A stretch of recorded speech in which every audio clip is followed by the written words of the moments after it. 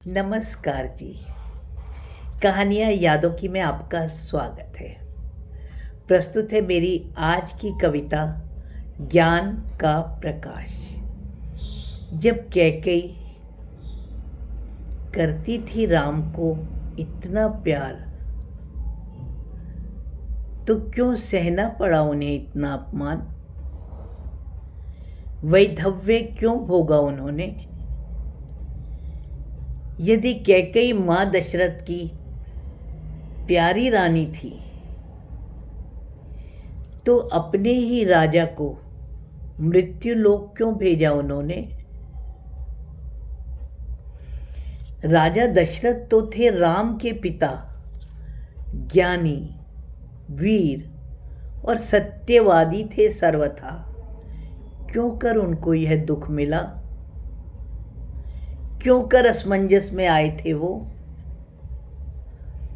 भगवान के भी पिता बनकर कुछ भी क्यों नहीं कर पाए थे वो? जब भगवानों को भी इतना दुख मिला, तो इंसानों की क्या हस्ती है? उन्हें क्यों कर ऐसी निर्मोही माँ मिली? क्यों मिले मोहजाल में घिरे हुए पिता? इन ख्यालों में उलझी थी मैं, चाह कर भी कुछ नहीं कर सकती थी मैं।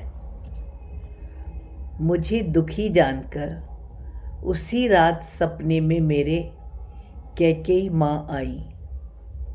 प्यार करते हुए उन्होंने मुझे यह बात थी समझाई। वह बोली, बेटा, मुझे गलत संगति के परिणाम को बताना था। मंथरा की कभी बात ना सुनना, यही तो सबको समझाना था। सावित्री ने सत्यवान के प्राण बचाए।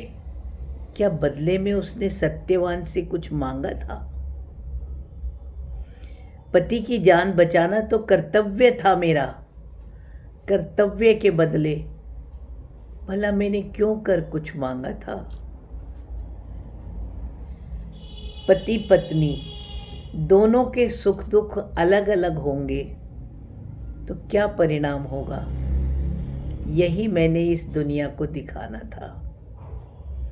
तभी राजा दशरथ जी भी स्वप्न में आए। सर पर हाथ रखकर वो यूं ही मुस्कुराए। बोले, हम तो लीला करने आए थे, और यह भी एक लीला ही हुई। राम जी से बढ़कर कुछ भी नहीं है इस दुनिया में, यही मैंने इस दुनिया को दिखाना था। कैकेयी तो प्यारी रानी है, परमार्थ के लिए उसने अपमान भी सहा। बिन समझे बिन जाने लोगों ने उसे क्या कुछ ना कहा।